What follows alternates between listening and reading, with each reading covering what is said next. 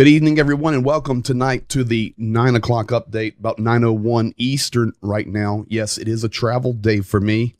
I'm on the road, and we have updated as best we can for tonight. I do have my sidekick in here tonight. He's reporting in as well from a mountain. They're on the river, and we have a solid update. It's been a crazy day in Ukraine, and I want to jump right to it. So before we do that, though, thank you for being here. Thank you for Facebook, YouTube, Reddit, Twitch, Twitter, everywhere. And we're very thankful to all the commentators, sharers, likers, and our moderator, Jeffrey Burnett, out there in California. God bless you all, and welcome. Today is July the 28th. Very special day in Ukraine. 4 a.m. Eastern right now in Ukraine, 9-ish Eastern in the United States, 6 Western. Here we go. Jacob, welcome in tonight from somewhere. I see you frozen. There you are. Oh, yeah, baby. Hello, dear. Yeah, Good my evening. man. Unfortunately, as beautiful as that is, that's the location where missiles are flying over that our kids still needed to hear.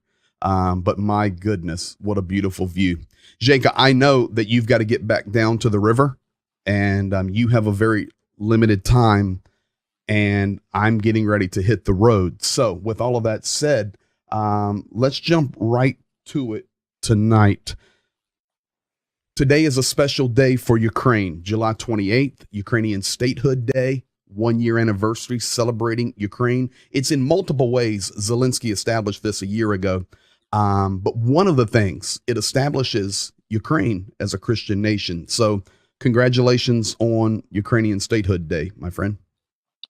Yeah, thank you. Very important day for us, with a big, meaningful day. And this is, I think, why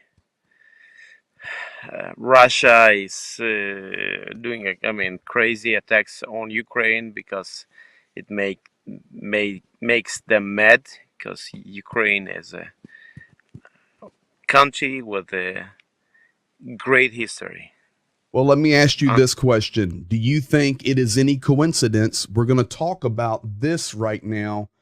Do you think there's any coincidence that once the 28th started, last night, of course, there was a tremendous attack throughout Ukraine, all coming from Belarus, not only cruise missiles, but bomber planes in the air. When I went to bed, there was 29 strikes. We've had people killed. Kyiv region's been hit. Chernihiv was hit. Down toward Kivorograd, Zhytomyr. It was massive strikes last night, right on the 28th. So I have two questions for you on that. Do you think that's a coincidence? Yeah, I think it's surely they did plan it, and surely they, as all dictators likes the dates, important dates. They bind a lot of, they do to special dates, some anniversaries, and so on. So for Ukraine, it's important day, and the history confirms the fact of historical right, and the historical center of the place, let's say, where we had the roots. It was a Kiev, at least in Russia. The moment when Ukraine started to live at the, let's say, at the country, the nation, that time on the Russian territory, they were, we have it like we had it historically, Historically, they were striking last night and this morning. Yes, they were striking the roots of Ukraine. It was definitely a statement. Yeah. Now, secondly, second question on this one. What else has to happen through Belarus until the world recognizes that they're guilty? All of those strikes came from Belarus. That would be like Canada wants to attack Mexico here, and we allow them to put missile launchers in Texas and start shooting at Mexico. Who's guilty? Canada, and the United States. Yes, Belarus, I mean, regularly confirms step by step there that they are one army. They represent one power, one Mm-hmm. side, and one ideology, and they really represent that they are like a one union, let's say. But reality, the reality, they're just being used by Russia, and in Peshka. reality, a lot of Belarusian all sends offerings for Bayraktar for Ukraine to Lithuania. Yes. This Yeah. is this is what is important to remember. Correct. General Staff did come out today and say, we do not expect a ground invasion from Belarus, but we do expect further air activity. So we shall, of course, be watching it. That takes us down to the south. Some good news. Of course, we were one of the first ones to nail it on the bridge.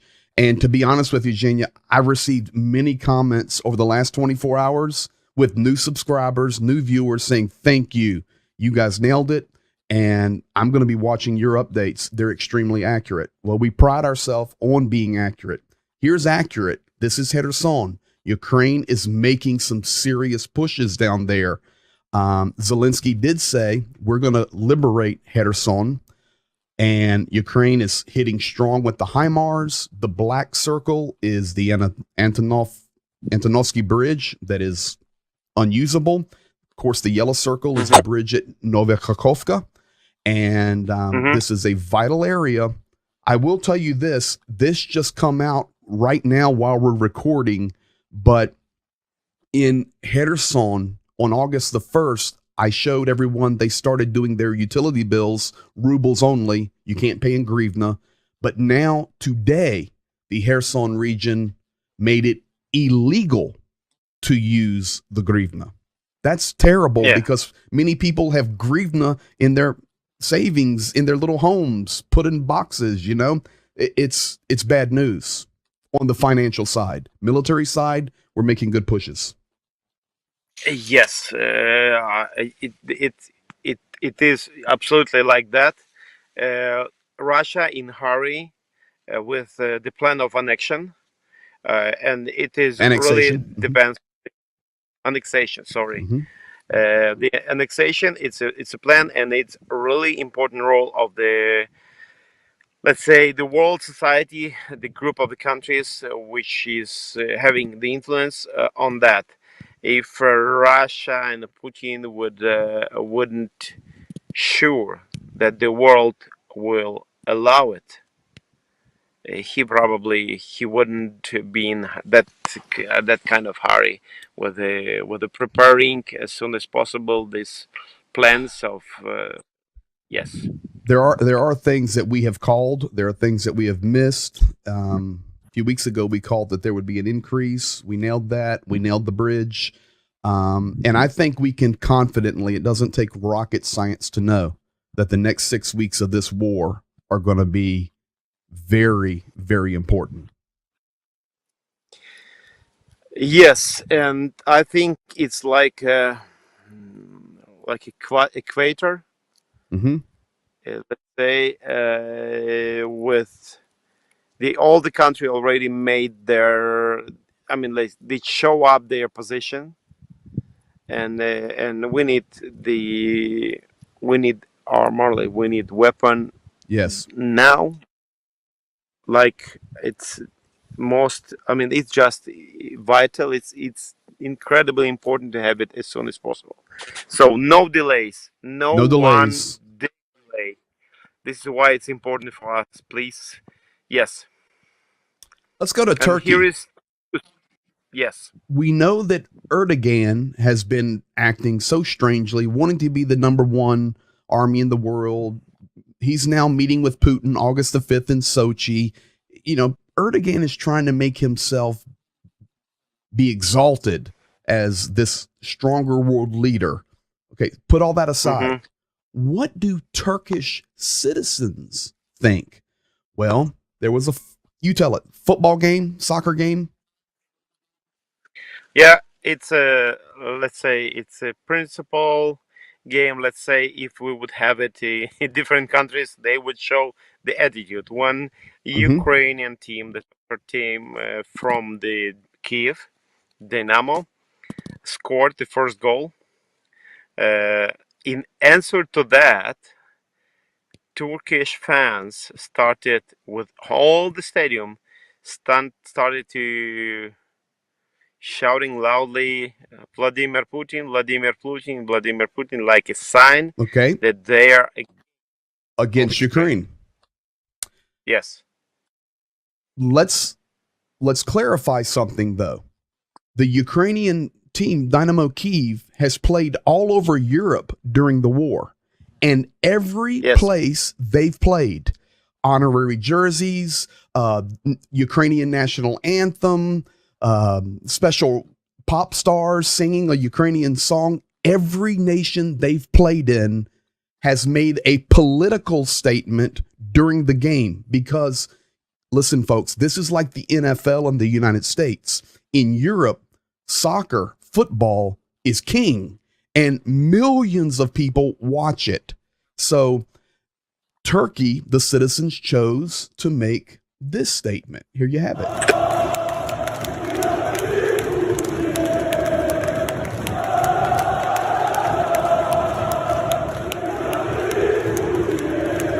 Vladimir Putin. Vladimir Putin. That's exactly what they're saying. And unfortunately, instead of using a situation maybe to say, hey, Ukraine, good goal, we're supporting you, they went the other way. Stop aggression, for example. Stop aggression. Correct. Stop the war. No. The same thing, I mean, the lot of countries were doing. The Turkish fans were confirming and establishing on their home base Correct. stadium Correct. that they wanted to make Ukrainians angry. They got success. They absolutely yes, knew. Ukrainian team won the 2-1. We got that victory, and surely we will get the victory in that war, and we will remember, and all the world will remember. What about Turkish people in the nation? I mean, like at least this soccer game. Well, 100,000 people in the stadium, it would be like people in Dallas Cowboys Stadium, or, this does make a statement. We're not picking out little things here. You have to understand European culture and soccer. It's a statement. Make no mistake about it. We'll leave it right there. Number 5, Egypt cancels all contracts just after meeting with Lavrov, complaining that Ukraine can't deliver. Grain import contracts canceled. And kind of interesting after Lavrov is there. I'm sure that we will see, and we will connect it later with the plans for the Egypt, for Russia would sell them the stolen grain. You hear it here first, folks. First step, cancel the contracts with Ukraine, and it probably will not be long where the new contracts will be with Russia. Now, we've been talking about this one step closer. The United States Senate approved to classify Russia as a state sponsor of terrorism. I taught on this 3 or 4 days ago. They would join Cuba, Libya, South Sudan, Syria, Iraq, Iran, and KNDR, North Korea, as a state sponsor of terrorism. Man, I'm reading good, bud. So this is a big deal. And you may say, well, what does that mean? Well, I looked it up. A, it classifies them as terrorists, but B, it does put a ban on the United States from doing any foreign assistance, any exports, any sales, controls exports on dual-use items, and miscellaneous financial and other restrictions. I'm reading it right here off state.gov. So this will be a big deal. We'll see what happens. It's in the State Department's seat Yes, now. do it as soon as possible, guys. Here is the heart for you. There's the heart. And that that read, we were talking just a minute ago, that read as he had to treat a kid at the camp medically. Jane, a couple last things, and I'm going to hit the road and you get about your day. Let's be honest, the economics for Ukrainians is getting more difficult every day. And Ukrainians are having to live off of their savings. 41% of Ukrainian citizens have enough savings for 1 month. 17% for 2 months. It's gonna become very difficult here, especially going into fall and winter. Let's just be honest. Just for you to understand, the exchange rate for Ukrainian hryvnia to USD dollars in beginning of war, we had, let's say, about 28, 29. Mm-hmm. And now it is coming close to 40. And from what they say, and they being financial ministers out of Kyiv, it's going to 50. It's going to be tough. But coming in out of the summer where people can, be outside, do things, but when the weather changes quickly in Ukraine, quickly. This is going to be tough. We need weapons now. We need to win this war now. Finally, everybody talks about how weak Ukraine is. I want to remind you that Ukraine is a powerhouse. This is why it's so important. Ukraine, out of Kyiv, declared, Europe, relax, help us win the war. We will export electricity to you. We have enough. So big thank you there to Ukraine saying, hey, stop crying about your energy. We'll help you. The war nation. So at this moment, I'm not far from one of the big electric power plants.